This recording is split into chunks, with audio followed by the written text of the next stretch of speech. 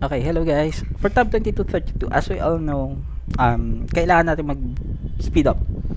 Okay? So there is some labels or missing labels or errors sa map that we can ignore. Like for example, small missing sidewalk sa backyard ng mga bahay. Okay? Like for example here, like this one, hindi na po natin sila kailangan i-label. Okay? Masyadong maliliit na po sila. Not unless kapag sobrang dami na or medyo may kalakihan na sila. Like for example, this part right here and this part right here as well. Medyo marami na sila. So, kailangan i-fix na natin sila. So, how can we fix them in a much easier way na may-utilize natin yung speed natin? So first, you have to turn off the driveway attribute. So first, click F3. And as you notice, nawawala yung ating driveway if we click F3. Next, if we click F3 again, sidewalk naman yung mawawala. So steady lang natin doon sa part na mawala yung ating driveway. Now, meron pa po tayo ditong planting strips in between. So now, we have to turn off that planting strips as well. So how can we turn them off? Punta tayo dito sa right frame natin or sa right part ng ating software. Meron po tayo ditong planting strips na attribute. Simply click the checkbox to turn that off. And as you notice, nawala na yung ating planting strips. So now we can simply focus on our sidewalk. Okay? So now we have to label this as like this. Overlap lang po natin, hindi natin kailangan i-individual label sila kasi matatagalan po tayo. And then click space for that. Same goes with this one. Diretsuhin na lang natin. Gaya nito. We can label them simultaneously. Okay? This part right here as well. And here.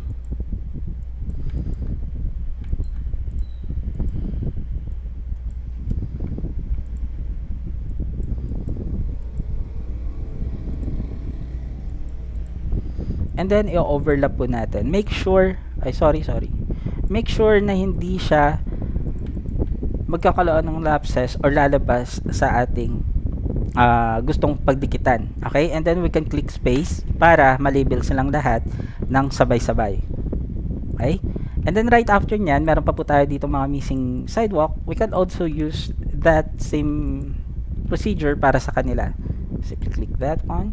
Ito tayo magsisimula. And i-label lang po natin sila.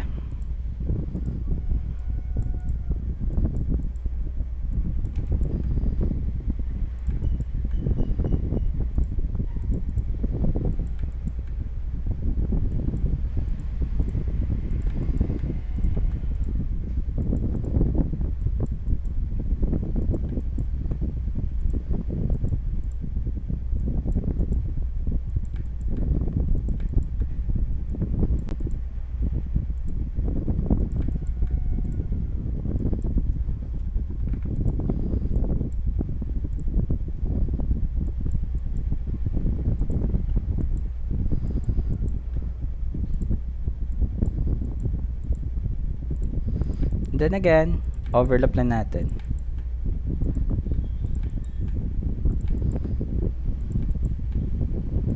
Suyurin lang natin to and then click space for that. Okay? Now, na-label na natin lahat ng sidewalk na ganun kadali. Now, to turn on natin yung ating planting strips along with the driveways. Now, as you all notice, meron po tayo ditong planting strips again na naka-overlap sa ating sidewalk. So, how to fix for that?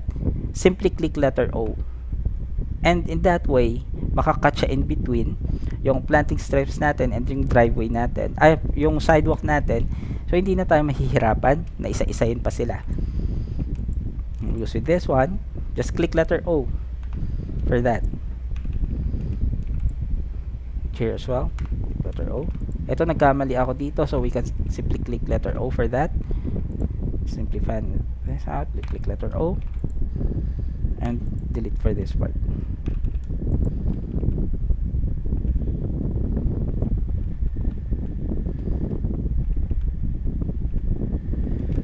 Delete natin to.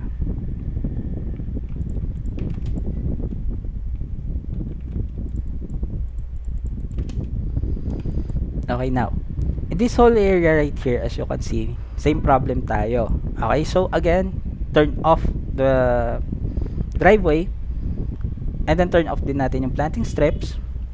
Now, we can label this sidewalk na mas mabilis. Labelin natin sila sa ganyan.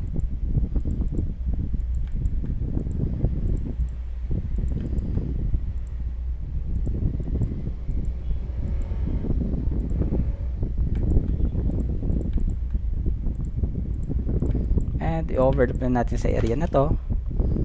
Tapos, meron pa tayo dito mga missing pa rin na sidewalk and broken sidewalk. So, for this broken sidewalk, you can simply use repair tool, which is letter Z or X, para ayusin sila. Di na natin sila kailangan i-edit na malala.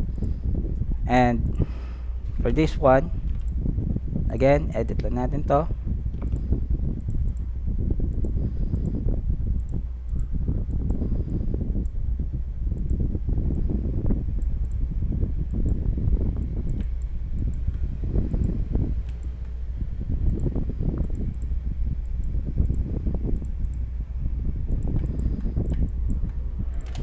Then click space.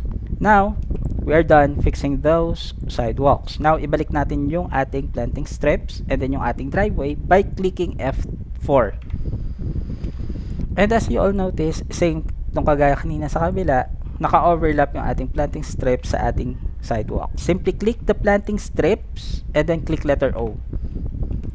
Same goes with this one. Select this one as well. And this one.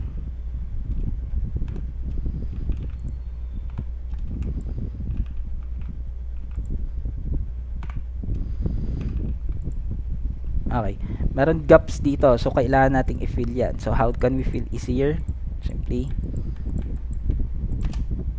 use the space for that.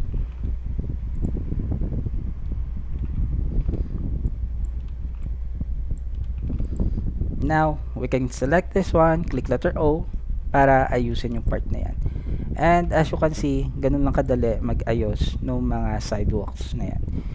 For this part right here, again, fill lang natin. And we are done.